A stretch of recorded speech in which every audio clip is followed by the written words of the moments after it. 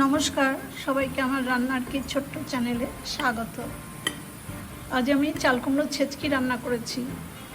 এই চাল কুমড়োর ছেচকি অনেক পুরনো দিনেরই রান্না, একদম মশলা ছাড়া। খুব সহজেই এই রান্নাটা হয়ে যায়।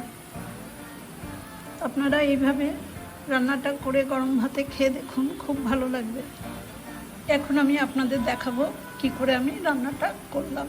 রান্নাটা করবার জন্য দেখুন, একটা মাঝারি সাইজের চাল কুমড়োর আমি অর্ধেকটা কেটে ভালো করে ছাড়িয়ে নিয়েছি। সেই অর্ধেক চাল কুমড়োকে আবার আমি মাঝখান দিয়ে ছিঁড়ে দিয়েছি। এবার চাল কুমড়োর পিস দুটো আমি একটা গ্রেটার দিয়ে ভালো করে গ্রেট করে নেব।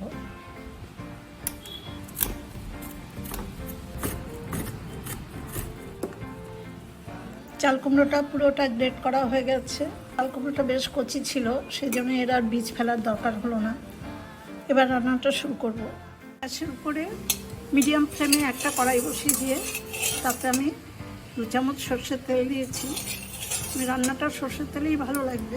কয়েকটা ছোট সাইজের বড়ি প্রথমে আমি ভেজে নেব। বড়িগুলো গোল্ডেন ব্রাউন করে ভাজা হয়ে গেছে। এবার আমি বড়িগুলো তুলে নেব। বড়ি ভাজাগুলো তুলে নেওয়ার পর কড়াইতে আবার আমি 1 চামচ সর্ষের তেল দিয়েছি। আমার চামচগুলো কিন্তু সব 4 চামচের মাপ। তেলটা গরম হয়ে গেছে। এবার ফোড়নে একটা শুকনো লঙ্কা মাঝখান দিয়ে ভেঙে দিয়ে দিলাম। শুকনো লঙ্কাটাও ভাজা হয়ে গেছে। এবার 1/4 চামচ কালো জিরে দিলাম। খুব সহজেই কালো জিরে ভাজা হয়ে যায়। এবার আমার গ্রেট করে রাখা চাল কুমড়োগুলো সব দিয়ে দেবো। ফ্লেমটা হাই করে দিলাম, কারণ চাল কুমড়োতে প্রচুর জল ওঠে।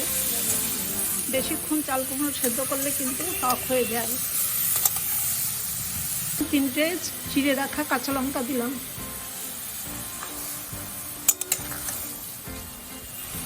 আমি একটু পরে লবণ দেবো, কারণ লবণ দিলে এখন আরও জল উঠে যাবে। হাই ফ্লেমে দেখুন 2-3 মিনিট নাড়াচাড়া করার পরে এরকম জলটা অনেকটাই টেনে গেছে। এবার লবণ দেবো। লবণ কিন্তু খুব কম দরকার হয় এই রান্নায়, কারণ চাল কুমড়ো মিষ্টি জাতীয়। 1/4 চামচ লবণ দিলাম। আর সামান্য গুঁড়ো হলুদ।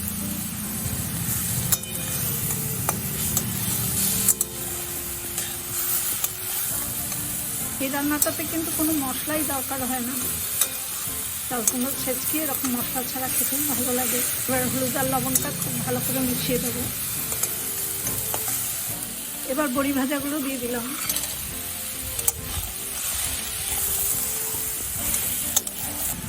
হাফ চামচেরও কম একটু চিনি দিলাম।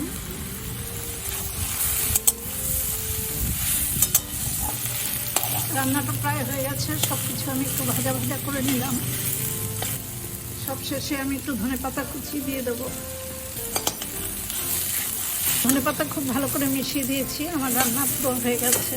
চাল কুমড়োর ছেচকি একটা বাটিতে নামিয়ে নিচ্ছি। একদমই মশলা ছাড়া খুব সহজের এই রান্না। এই মশলা ছাড়া রান্নায় কিন্তু খেতে খুব ভালো লাগে। এই চাল কুমড়োর যে গন্ধটা, সেই গন্ধটা অন্য কোনো মশলা দিলে ঢেকে যায়। আপনারাও একবার এইভাবে রান্না করে গরম ভাতে খেয়ে দেখুন, খুব ভালো লাগবে। আমার এই রান্নার রেসিপিটা দেখে আপনাদের যদি ভালো লাগে, তাহলে আমার ছোট্ট চ্যানেল লাইক, শেয়ার, কমেন্টস এবং সাবস্ক্রাইব করবার জন্য অনুরোধ রইল। আজ এই পর্যন্তই। আপনারা সবাই খুব ভালো থাকবেন, সুস্থ থাকবেন। ধন্যবাদ।